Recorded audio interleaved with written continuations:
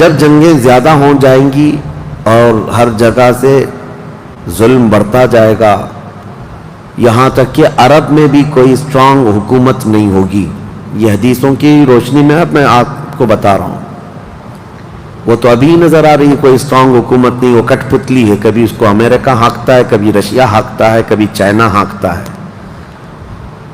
تو یہ عرب میں کوئی اسٹرانگ حکومت، مضبوط حکومت نہیں ہوگی.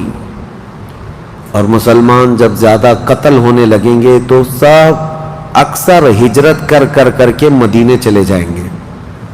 جو بچے ہوئے ہوں گے وہ مدینہ طیبہ کی طرف ہجرت کر جائیں گے. اب مدینہ طیبہ میں مسلمان رہ رہے ہوں گے، کیونکہ میرے آقا صلی اللہ علیہ وسلم کی حدیث ہے، ان الایمان لا یأزر الی المدینہ کما تأزر الحیۃ الی جحرہا. ایمان جو ہے مدینے سے نکلا ہے اور گھوم پھر کر کے پوری دنیا سے ایمان واپس مدینے میں ویسے ہی آ جائے گا جیسے سانپ اپنی سوراخ میں واپس آتا ہے. ایمان والے سب مدینے پہنچ جائیں گے. اب وہاں جانے کے بعد لوگوں میں یہ بات کثرت سے پھیل جائے گی کہ اب ان حالات کا مقابلہ کرنے کے لیے ہمیں کیا کرنا چاہیے. بہت مجبور ہو چکے، کوئی راستہ نظر نہیں آتا. تو اس وقت جو مدینے میں تھے علماء صلحاء سب بیٹھ کر کے مشورہ کرتے ہیں کہ ہم کو امام مہدی کو تلاش کرنا ہوگا.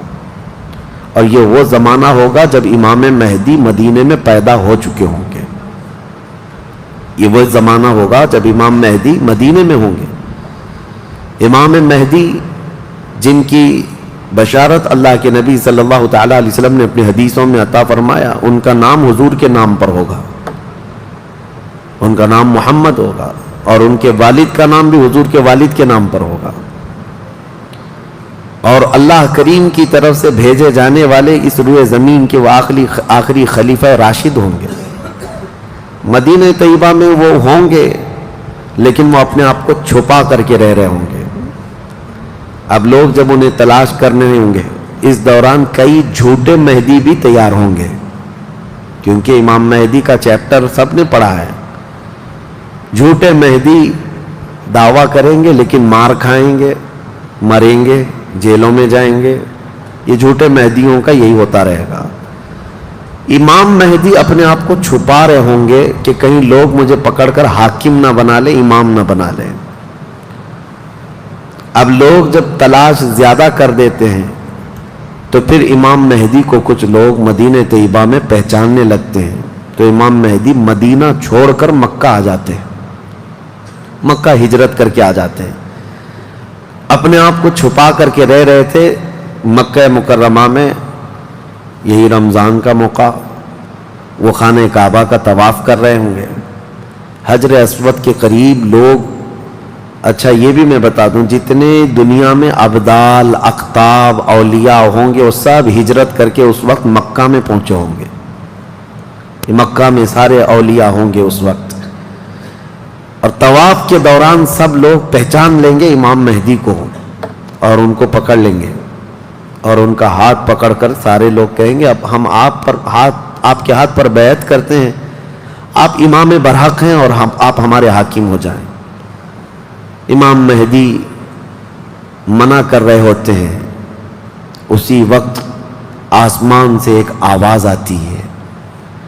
اس آواز میں خاص یہ کہا جاتا ہے ھذا خلیفۃ اللہ المہدی، یہ اللہ کا خلیفہ مہدی ہے.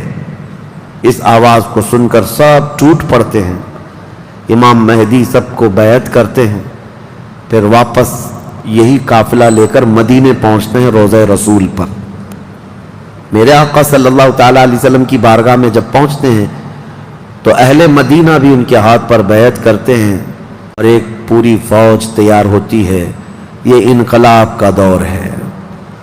جتنی جنگیں ان کتوں نے کی تھی، جتنا ظلم رچایا تھا پوری دنیا میں، اب ریورس ہونے کا ٹائم آ جاتا ہے.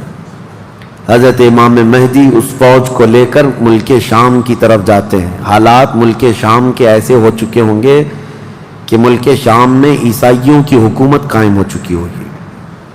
ابھی تو نہیں ہے یا انڈائریکٹ ان سے کسی کا تعلق ہے تو یہ ہمیں پتہ نہیں، لیکن حدیث میں یہ ہے کہ عیسائیوں کی حکومت ملک شام میں قائم ہوگی اور یہودی فتنہ مچا رہے ہوں گے ہر جگہ. قتل عام جو مسلمانوں کا سب سے زیادہ کرنے کی کوشش ہے وہ یہودیوں کی طرف سے ہے.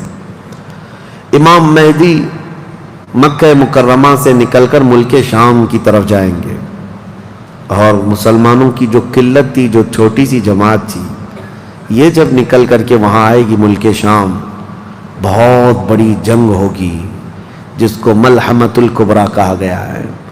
امام مہدی کی قیادت میں یہ جنگ ہوگی. سارے کفار، عیسائی، یہودی سب مقابل میں آ جائیں گے.